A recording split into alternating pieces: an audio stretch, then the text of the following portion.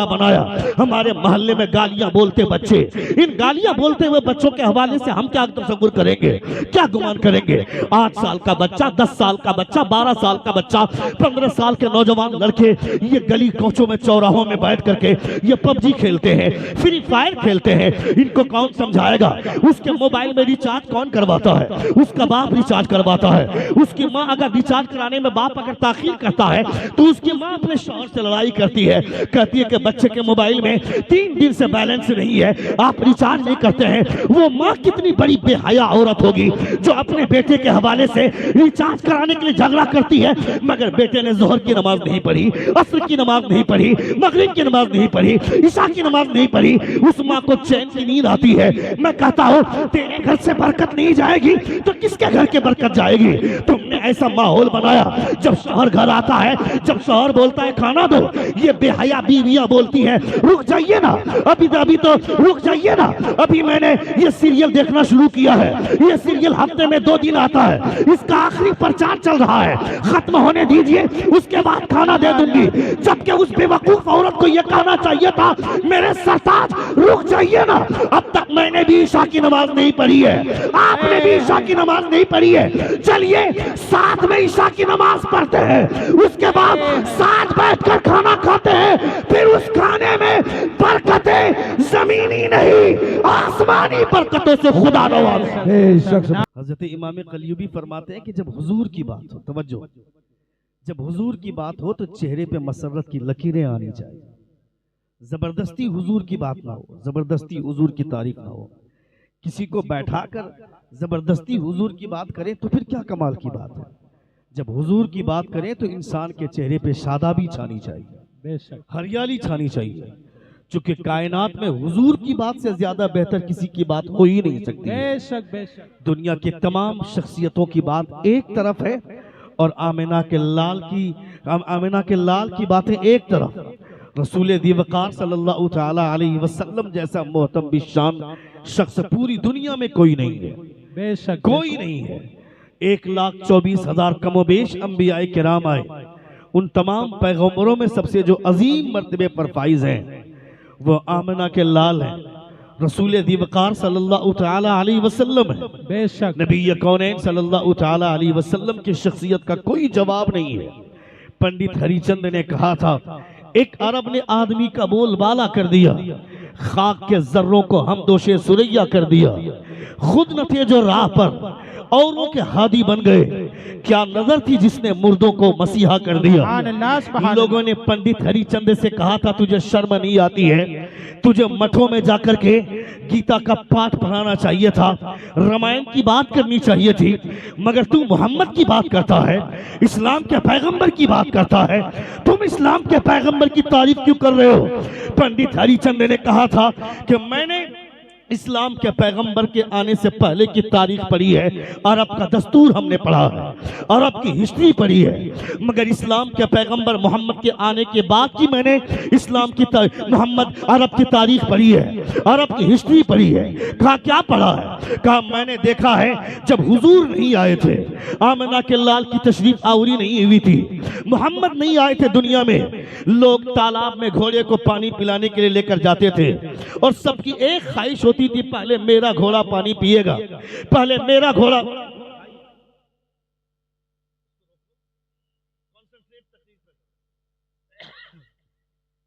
اگر آپ موبائل میں ہی تقریر سننا چاہتے ہیں تو سینکڑوں تقریریں میری ہیں یوٹیوب میں, آپ دیکھ لیجئے گا, سن لیجئے گا, مگر میں ابھی لائیو ہوں تو آپ مجھ کو لائیو سنیے. آپ ایک بار زور سے کہیں یا رسول اللہ, یا رسول اللہ. ڈسٹریکٹ ہوتا ہوں خاص طور سے جب آپ سامنے ہوں, سامنے بیٹھنے والوں کی ذمہ داریاں زیادہ ہوتی ہیں.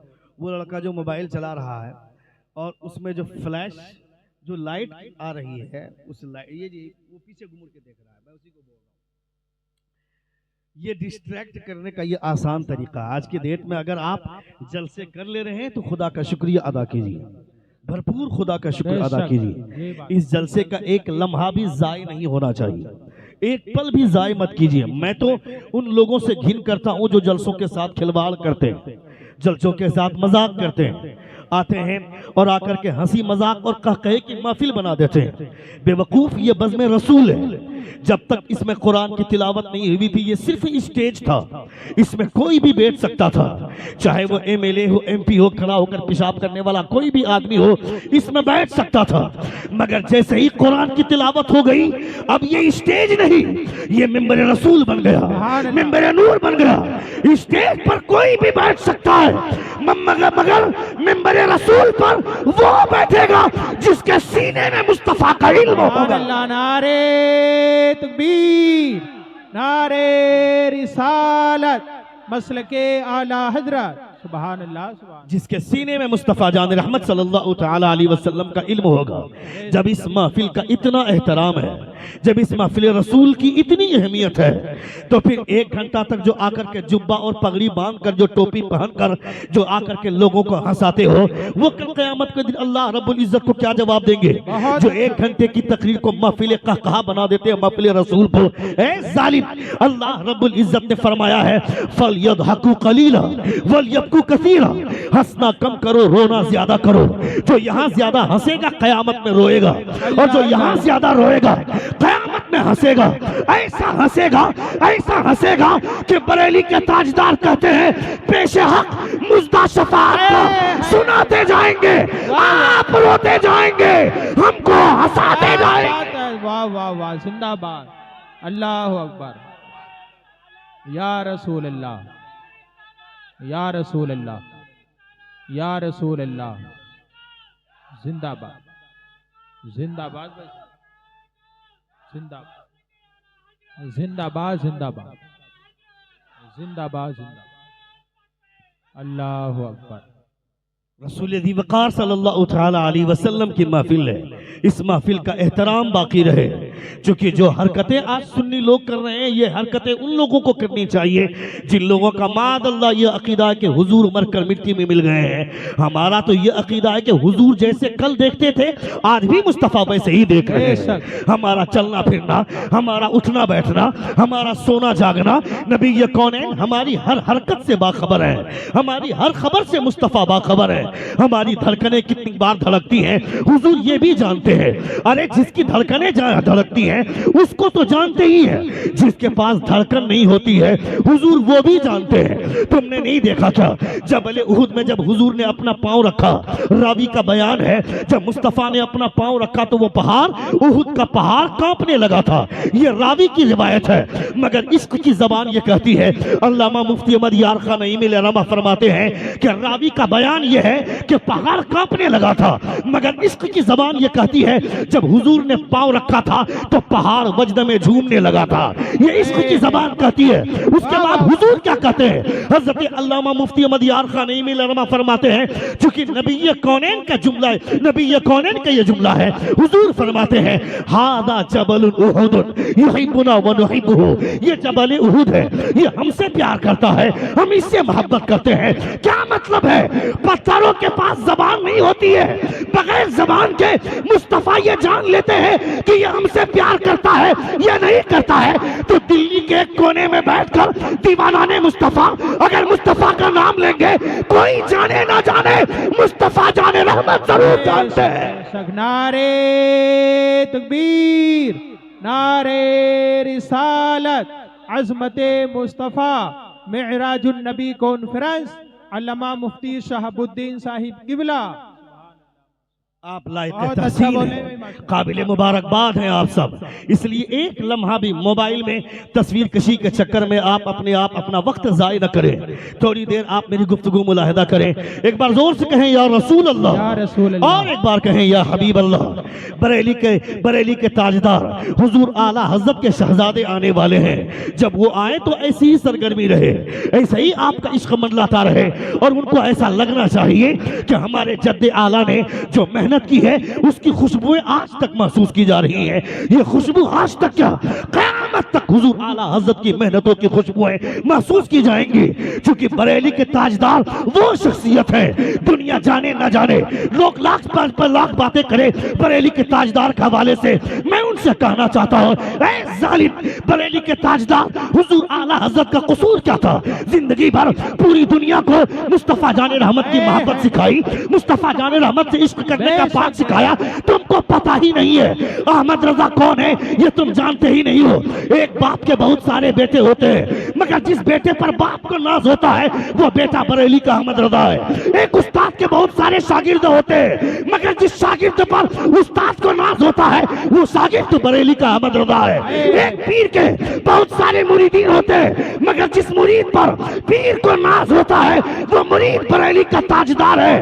حضور سید آل رسول مرحلوی فرماتے ہیں on the day of judgment when Allah Almighty should ask from me what have you brought from earth for me, I should present امام احمد رضا خان. آپ فرماتے ہیں کل قیامت کے میدان میں جب خدا مجھ سے سوال کرے گا آل رسول میرے لیے دنیا سے کیا لایا ہے, میں کہوں گا پروردگارا میری زندگی بھر کی پونجی میرا سرمایہ یہ بریلی کا احمد رضا ہے. نعرہ لگاؤ. اللہ اکبر یا رسول اللہ. زندہ باد زندہ باد زندہ باد زندہ باد زندہ باد.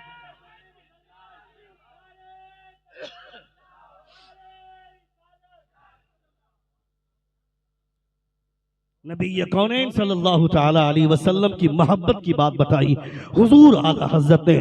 جب کوئی آج ہمارے درمیان میں حضور اعلی حضرت کا نام لے لیتا ہے ہمیں محسوس ہوتا ہے کہ اسے گلے لگا لے, چونکہ حضور ہی کی محبت ایک ایسی چیز ہے یہاں خونی رشتہ کوئی کام نہیں آتا ہے, یہاں ایمانی رشتہ کام آتا ہے. نبی کونین صلی اللہ تعالی علیہ وسلم کی محبتوں کا پاٹھ پڑھایا حضور اعلی حضرت نے.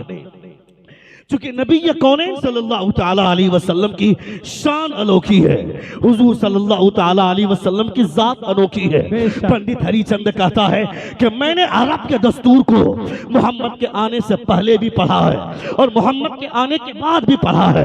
وہ کہتا ہے کہ جب تالاب میں لوگ پانی پلانے کے لیے گھوڑے کو لے کر کے جاتے ہیں سب کی ایک خواہش ہے, ادھر توجہ کنسنٹریٹ لک ایٹ می.